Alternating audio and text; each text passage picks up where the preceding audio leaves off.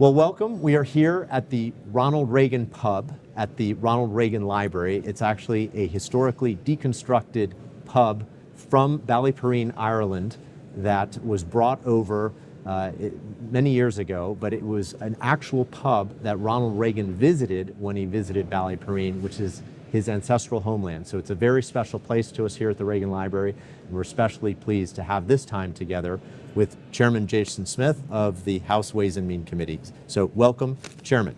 Thank you for having us. It's a pleasure to be at the Reagan Library. Well, we're thrilled to have you here. Well, let's start off, for those who may not know, what is the House Committee on Ways and Means do, and what is your number one goal?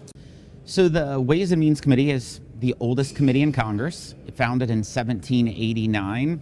It's the only committee that our authority is actually defined in the U.S. Constitution, and that is creating revenue.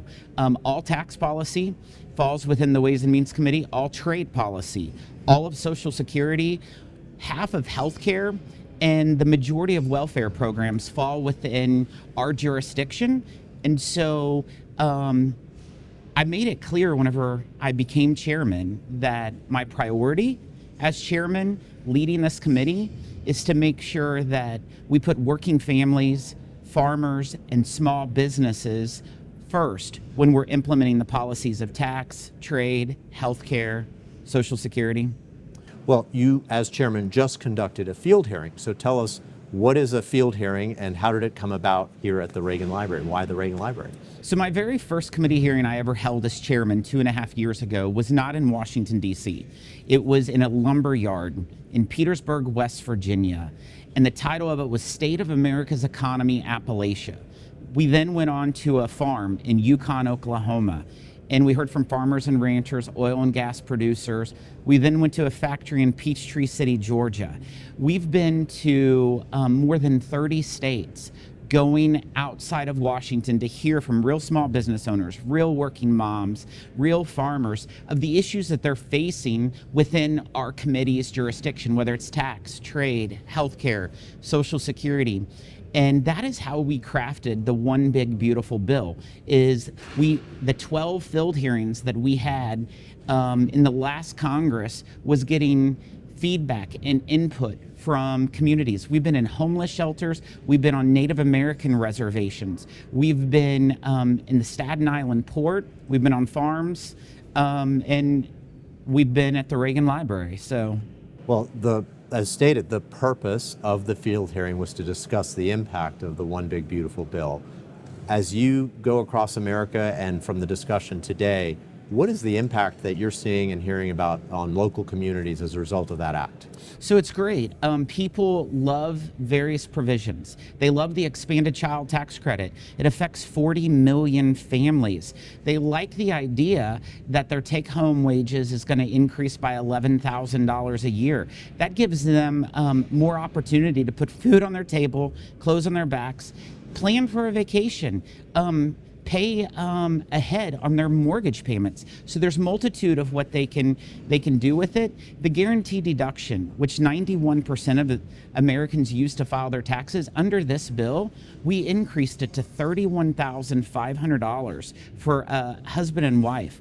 That is huge, and that will provide such great tax relief for working families. And then you look at the pro-growth provisions that's within the bill, whether it's 100% expensing, making permanent the small business deduction, research and development expensing, and then of course provisions that are focused on the worker, such as no tax on tips, no tax on overtime, and then of course no tax on Social Security. These are super important, and they're very popular whenever you travel the country and you hear the input of people who are paying Uncle Sam. Well, President Reagan championed tax reform in the 80s as a way to simplify the tax code, lower taxes, and unleash economic growth for all Americans.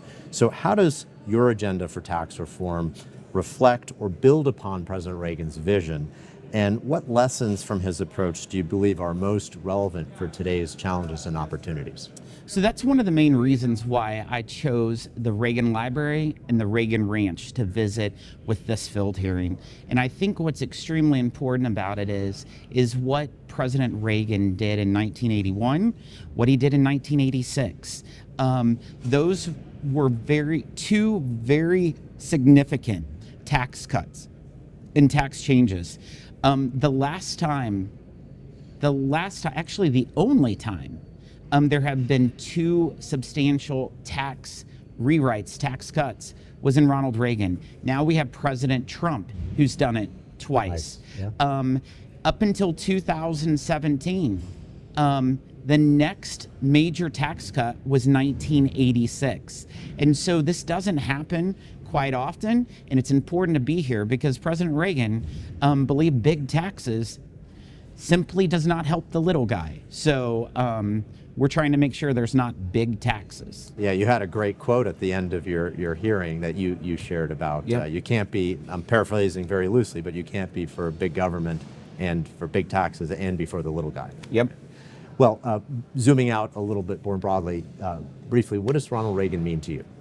You know, Ronald Reagan was president when I was first born. I'm an 80s baby. So he's the only president that I was never able to meet in my lifetime. But he was one of my favorite. So it's super important for us to be here.